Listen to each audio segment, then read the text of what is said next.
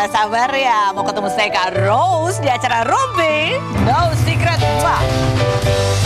Ditemani oleh Dani di pojok sana seperti biasanya. Dan hari ini, ini langsung kita mau tanya-tanya. Ada Mami Eva. Apa kabar, Ma? Hai, baik. Kebetulan Mami Eva datang hari ini karena kita akan membahas mengenai berita yang hangat diperbincangkan, baik itu untuk yang datang dari dunia nyata maupun dari dunia maya. Ya, yang lagi ramai adalah hasil podcast kemarin ya. Akhirnya Ihsanul itu muncul juga memberikan statement di podcastnya Dr. Richard Lee.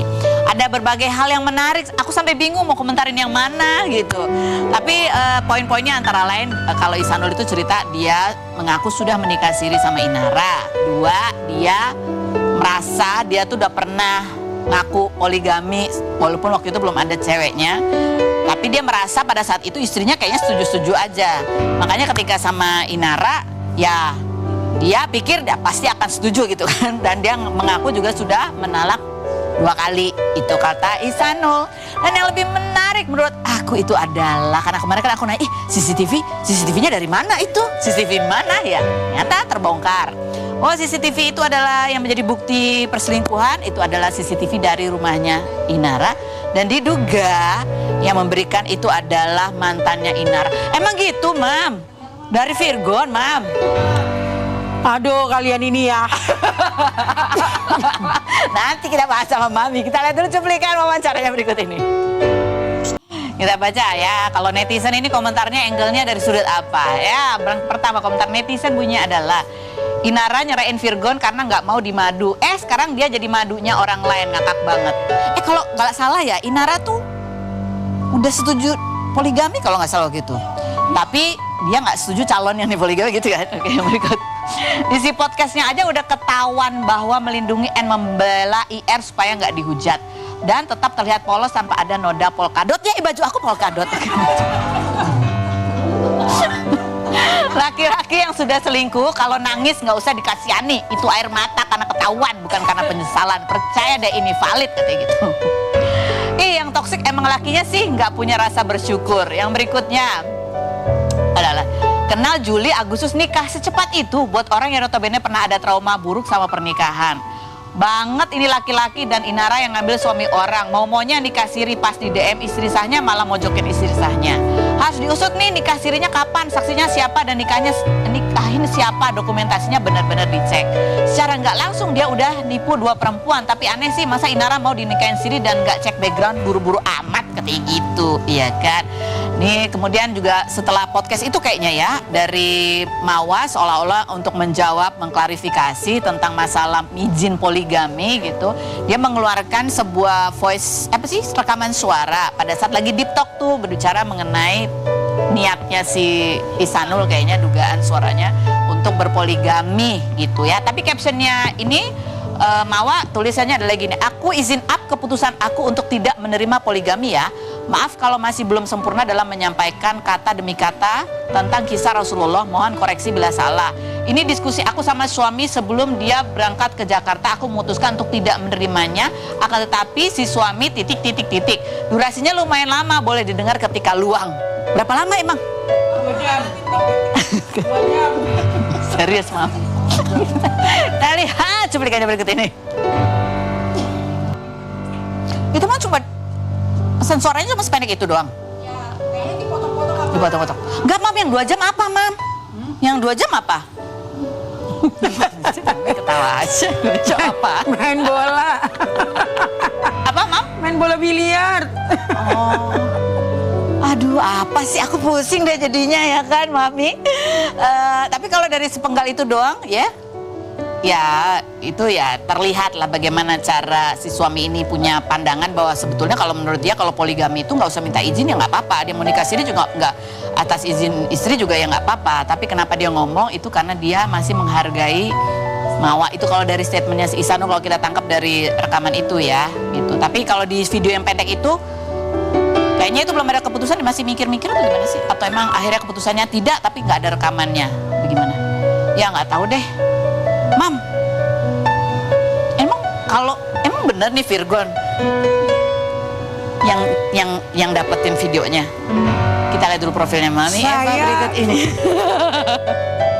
bersama dengan Mami Eva. Ini biasa kalau ada kasus yang berkaitan dengan Virgon, Inara gitu. Mami Eva juga salah satu yang selalu dicari oleh rekan-rekan media. Iya. Pertama kali dengar kabar ini kan kalau kita lihat wawancaranya Mami Eva tuh reaksinya gemetar, Mam, katanya. Sedih juga.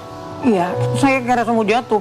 Serasa mau jatuh. Enggak, Mami tuh serasa mau jatuh gemetar itu karena mendengar beritanya Iya. atau melihat sesuatu? Pertama di rumah saya nonton scroll TikTok kan. Saya lihat gini. Ini begini. Aku masih gini. Ah, udahlah. Orang ini kok hoak-hoakan aja sih gitu kan.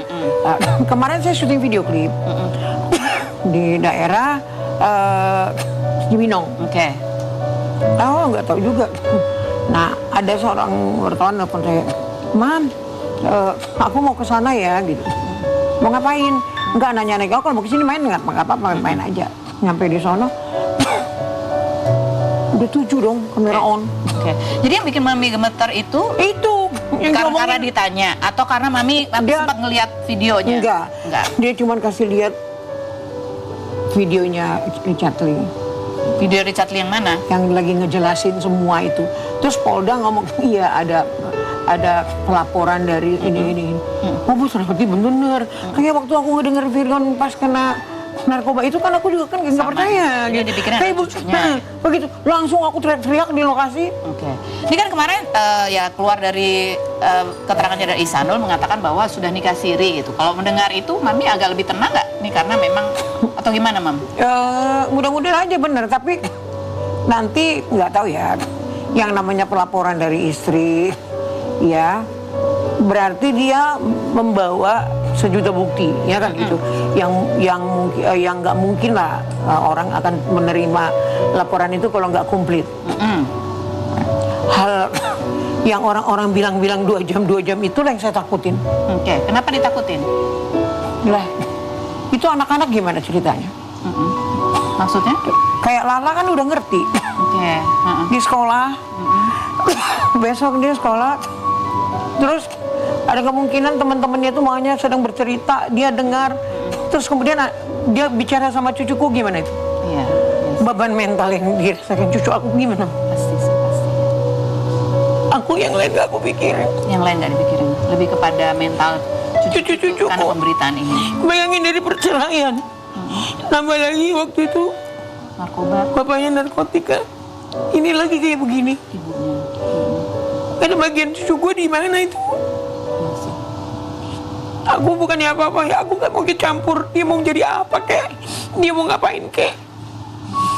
Cuma sih cucu aku ini yang aku pikirin sekarang, makanya aku diambil sama Virgon, dibawa pergi. Sekarang lagi sama Virgon. Iya, lagi pergi jalan-jalan. Mami sejak kejadian ini kan memang anak-anak sama Virgon. Sempat ngobrol juga sama Virgon, sempat ketemu cucu-cucu juga. Enggak, aku telepon, aku mau bicara sama cucuku, karena aku rindu banget. Iya. Karena aku pernah ke sana. Kapan itu, Mam, terakhir ke rumah Inara ya? Aku nggak tahu 6-5 bulan yang lalu lah kalau nggak ini. Aku pergi ke sana terus aku bilang sama cucuku, "Opung mau ke sana asik, Opung mau ke situ." Sampai ke sana, "Opung urut dong." Aku kan suka ngurutin cucuku kalau datang gantian gitu, tiga-tiganya. Terus mereka ada bercerita. "Pung, itu nggak bisa saya ceritain di sini, maaf ya." Ya. Mereka bercerita ke saya. Tapi ekspresi anak-anak ketika bercerita itu biasa aja, sedih, Aku yang marah, enggak, aku yang gini. kaget ya. Loh, ya ampun, gitu akunya. Karena anak segitu belum boleh kan, yang Iya. aneh-aneh kan gitu Iya, kan. iya, Terus habis itu, kira-kira jam 2 sampai jam 3 tuh ya. Tolong bilangin, ART nyamperin saya, "Apa mau pulang jam berapa?" Aku bilang, "Kenapa?" Aku bilang, "Nanti habis maghrib aja deh, biar sekalian jalanan udah lengang lengang. gitu kan." Nggak bisa, katanya pulang aja sekarang. Itu udah curiga Mami waktu itu. Aku yang paling ya di situ lagi nih. Tapi aku masih berpositif thinking. Mungkin ada temennya yang mau ini datang. Apakah mungkin dia nggak mau melihat kita, ya kan? Ada di situ bercerita. Mungkin, maminya ada di situ nanti takut digituin. Aku masih berpositif begitu pikirannya gitu loh. Tapi ini cerita dari cucu-cucunya Mami cerita lagi nggak itu ke Virgon? Belum aku ceritain Jadi sampai detik dipendam ini. aja, baru sekarang ini Mami keluarin. Aku pendam. Jadi mungkin ada kemungkinan anak-anak itu bercerita juga mungkin. Ke bapaknya. Iya. Karena kan kalau saya duduk-duduk tuh saya suka cerita sama cucu saya gini. Ayo sini. Opung baik nggak? Baik. Siapa yang cinta Opung? Semua tiga-tiga peluk, ya kan? Udah deh, kalau gitu Opung mau keluar negeri. Jangan Opung, ntar nggak ada yang ngurutin kita. Kan gitu. Karena aku kan deket banget sama cucuku yang tiga itu. Walaupun aku jalan ke sana, tapi kalau aku datang, yang satu di belakang, yang satu di depan, gendol-gendol gitu. Ya kan? Itulah kebahagiaanku jadi seorang nenek, kan gitu. Jadi kalau dari sisi nenek itu lebih kepada nggak pedulilah itu apa yang di luar sana, tapi prihatin terhadap bagaimana nih cucu-cucu ketika Itu yang beban mental untuk saya. Oke. Baik, ini kan ada ya kemarin kalau dari cerita ada dugaan bahwa ya itu bukti itu didapatnya dari Virgon gitu kan, itu dugaannya begitu ya. Terus ada juga soalnya pada saat kejadian maksudnya ada pemberitaan bahwa Mawa ini melaporkan Inara gitu. Virgon tuh sempat posting juga. Postingannya tuh dengan lagu ya, kesalahan yang sama. Terus captionnya adalah mikul dhuwur mendem jero. Bahasa Jawa yang artinya menjunjung tinggi kehormatan orang tua atau leluhur dengan cara berperilaku baik dan menjaga nama baik keluarga. Mendem jero menyembunyikan kekurangan atau kesalahan orang tua, bukan berarti menutupi kebenaran, tetapi menjaga agar hal-hal yang tidak baik tidak menjadi bahan pembicaraan atau menurunkan martabat keluarga. Ini artinya ya, kita udah cari terjemahannya. Nah kalau kan itu karena kemarin rame tuh di podcastnya Dr. Richard ada WhatsAppnya mantannya Inara gitu. Iya. Yang seperti itu bunyinya. Anak gitu. dia maaf ya, kamu berbuat di lantai 3. Iya. Jadi ada buktinya. Ada bukti. Maaf anak-anak saya bawa dulu. Ya. Sampai ini semua clean. Itu Virgon cerita juga ke Mami? Enggak, tapi ke Feby. Oh Feby, cerita ke Feby. Jadi Feby. Jadi anak-anak saya juga melarang saya. Melarang untuk? No comment ya untuk orang itu. Kalau mau berkomentar untuk cucu nggak apa-apa. Oke. Karena bukanlah it's not your business dan. Oke, bukan ranahnya ya. Iya. Aku bilang saya bisa komen secara mental cucu saya. Betul. Itu hak saya. Betul. Aku bilang gitu. Nah, sekarang ini saya belum percaya. Ini benar-benar terjadi apa enggak? Ini seperti mimpi di siang bolong untuk saya. Oke. Aku ngomong begitu. Nah ini kita baca ya bagaimana reaksi netizen ketika ya ada dugaan begitu bahwa CCTV-nya dapatnya dari Virgon. Coba kita lihat nih, Virgon punya akses ke CCTV rumah IR buat ngecek anak-anaknya, terus dapat kejadian yang nggak senonoh sampai sini aku paham kenapa CCTV-nya bisa sampai ke Mawa. Makasih ya bang, kalau nggak gini Mawa nggak akan pernah tahu. Terus ada juga yang komen, jangan merasa bisa hina balik tapi introspeksi, kasihan anak-anak kalian kalau bapak ibunya punya track record yang sama, kasihan anak-anak gitu. Plot twist, ternyata yang nyebarin CCTV adalah Anda Virgon. Bang, lu kok nggak move on masih nge-stalking lewat CCTV gitu. Kalau emang benar gitu. Saya sampai detik ini belum terima kabar apa-apa ini. Gini. Ini saya contohkan untuk umum ya. Ya. Ketika kamu bercerai, rumah itu milik anak-anak. Sah kamu tinggal di situ. Ya. Tapi untuk membawa laki-laki lain, tolong hormati anak-anak. Oke. Kan kamu bisa ngambil hotel kek, apartemen kek, dan sebagainya, atau danga-danga kek di tengah sawah supaya orang nggak tahu, terserah, gitu kan? Nah, disinilah saya bilang Tuhan itu kalau mau memperlihatkan sesuatu, ya kan, tidak ngaling-ngaling. Kalau saya dulu membalas dengan perkataan-perkataan yang aneh-aneh, enggak. Saya kan cuma ini adalah nasihat untuk kamu supaya kaki kamu nggak terjerembab ke depan sekali lagi. Kan saya bilang kayak gitu. Saya cuma memberikan satu nasihat. Dengan berjalannya waktu, orang akan mengerti siapa kamu. That's right. You see? Jadi kalau dari Mami Eva mungkin ibaratnya kayak ya walaupun ya itu urusan pribadi begitu ya, tapi karena ada anak-anak memang ada baiknya itu dibicarakan atau dipikirkan dengan lebih matang. Detail sesama. Jalan keluar apa yang harus kita lakukan? Karena anak-anak ini kan makin hari kan bukan nggak kecil terus, makin besar. Dan kalau melihat itu apa, kalimat apa yang harus terungkap, menceritakan hal yang seperti ini sama anak-anak biar mengerti.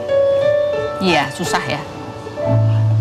Ini contoh ya, Starla aja nanya saya, opung seks itu apa? Mami, oke, bisa diperhalus kata-katanya. Iya, nggak maksudnya. Iya. Terus menikah itu apa? Oke, ya. Kalimat inilah yang memicu saya, jadi saya ngambil buku. Bagaimana menjawab cucu-cucu saya nih, membuka buku. Jadi secara ilmiah begitu ya, pertanyaannya secara ilmiah. Saya cuma bilang, kalau menikah itu, kamu sudah dewasa, laki-laki itu udah dewasa, sekolah dulu, sudah punya sarjana, menikah satu rumah, terus bobo sama-sama, habis itu punya anak. Nah, anaknya itulah namanya anak kita, cucunya opung seperti kamu. Kurang aku nggak ngerti lagi mau bercerita apa. Tapi itulah anak-anak zaman sekarang. Zaman gadget ini, nggak bisa lagi anak-anak ditipu-tipu, pintu pengetahuan di YouTube, di ini, di ono. Jadi memang harus dijelaskan ya, ibaratnya tidak bisa ini menjadi abu-abu, anak-anak ada di sekitar situ tapi penuh dengan rasa ingin tahu, sehingga itu apa yang nanti yang kemudian akan diteladankan buat anak-anak. Kalimat apa itu nanti yang akan menjawab mereka itu? Oke. Ini ada cerita juga Mami Eva yang sedih juga ketika seringkali komunikasi sama Inara tapi nggak dibalas. Itu kapan Mam komunikasi sama? Terakhir saya tanggal 13 kemarin. Saya belum tahu ini. Sebelum kasus ini. Belum tahu. Boleh nanti kalian lihat chatnya. Nah, anak-anak pulang jam berapa dari sekolah? Saya rindu cucu. Dibaca enggak? Dijawab enggak? Oke. Enggak, Mam, tapi terakhir ya, Mami sebenarnya setuju nggak sih misalnya? Iya, aku setuju bahwa apapun yang terjadi, ketika ada anak-anak di situ harus ada kejelasan gitu ya. Tapi kalau iya benar memang itu didapat oleh bapaknya anak-anak, bukti itu gitu, kemudian ya, itu bisa ada kemungkinan tersebar. mereka punya perjanjian kan gitu. Kita nggak tahu apakah Virgon nih rumah boleh lu tempatin anak-anak di sini asal ini semua ada. Tapi dengan satu syarat, jangan tunjukin ada siapa-siapa di sini pengganti saya. Ya. Kan kita nggak tahu perjanjian mereka. Di dalam pernikahan pun kalau untuk ibu yang baik kan pasti ada begitu tuh. Gitu loh. Betul. Saya nggak mau menuduh siapa-siapa. Secara global aja kita berpikir, secara umum, bukan difokuskan sama seseorang. Coba pandangannya sampean. Iya betul. Iya kan? Iya. Kenapa? Mental anak-anak yang dijaga. Ketika dia melihat seperti itu bukan ayahnya. Apa itu? Ya pasti bingung mereka ya. Iya. Mereka bingung, saya tambah bingung lagi jawab cucu saya. Kita lihat juga di postingan Virgon yang seperti dibacakan WhatsApp-nya gitu ya, bahwa anak-anak sama Virgon sekarang dibawa berlibur, lagi jalan-jalan gitu, lagi seneng-seneng gini. Kalau sekarang nih sebagai orang dewasa yang ada gitu ya, Mami Eva bagaimana menenangkan anak-anak dan bagaimana ya Virgon yang menenangkan anak-anak, menyiapkan mereka menghadapi ya pemberitaan lagi yang mengagetkan tentang orang tua. Saya belum siap ketemu cucu saya. Belum siap. Takut saya pertanyaan yang kayak gitu tuh, takut saya juga jawabnya gimana coba. Cuman saya setiap pagi saya meraung di hadapan Tuhan. Itu udah kayak saudaraku tuh setiap hari tidur sama aku. Sampai dia bilang, "Kak, udahlah Kak, jadi lu ikut stres." Tiap hari aku meraung. Aku lagi makan aja aku keluarin air mata. Aku ngeliat cucuku kemarin sama Feby nyanyi-nyanyi, aku nangis-nangis. Dia bilang, "Udah, lu shock ntar sakit. Udah banyak kerjaan lo, masih nunggu lu." Gitu. Tapi aku cuma bilang gini, "Tuhan, bukan karena kuat dan hebatku aku bisa kayak gini, tapi kau kasih kemampuan sama aku. Semua ini beruntun terjadi. Cuma aku berpegang aja sama tanganmu, kamu aja lah Tuhan yang nyusun kembali, aku gak ngerti." Gitu aja aku berpikir dalam hatiku gini, aku bukan mau menghakimi, nggak ampun aku Tuhan, tapi apa yang pernah kau berikan penghakiman sama orang, liter apa yang kau pakai itu juga yang akan datang sama kau. Liter orang menghukum. Kalau Tuhan yang menghukum, beda dengan manusia. Berjalannya waktu, orang akan tahu kau siapa. That's it. Aku nggak nyumpahin juga, karena aku sumpahin dia dampaknya ke cucuku. Tapi ya itulah, kau menanam ya kau petik lah. Gitu. Jadi seorang nenek ini berharap bahwa kedua orang tua ini sama-sama bisa tetap dewasa dan kompak. Maunya begitu. Jangan momen anak-anak tuh hilang karena kalian bercerai. Contoh, Lebaran ya udah kalian bergandengan tangan demi anak. makan bersama demi anak. Tutup dulu pertikaian kalian, rasa apa yang di hati kalian semua. Kan saya udah bilang, kalian bercerai, kalian sudah siap dengan segala konsekuensinya. Ini jangan, apa ya saya bilangnya, dulu kau tuduhkan anakku melakukan hal yang seperti itu, terus kau ulangin lagi. Tapi apapun, aku selalu ngomong sama netizen aja, aku ngomong, kalian jangan menghakimi. Karena bisa terjadi sama dia, bisa pun terjadi sama kalian. Gitu. Iya, iya. Jadi intinya apapun yang terjadi, baiknya kita tidak memfokuskan untuk menghujat. Ya, karena baiknya adalah bagaimana kita bisa belajar hal yang baik untuk tidak melakukan hal yang buruk juga, begitu ya. Dan mudah-mudahan di ujung ini tetap ada hal yang baik yang terjadi untuk anak-anak, supaya Harapannya sih kayak gitu. mereka bisa tumbuh juga dengan sehat. Nanti kita ngobrol lagi sama Mami Eva. Sehat-sehat Mami. Sehat-sehat.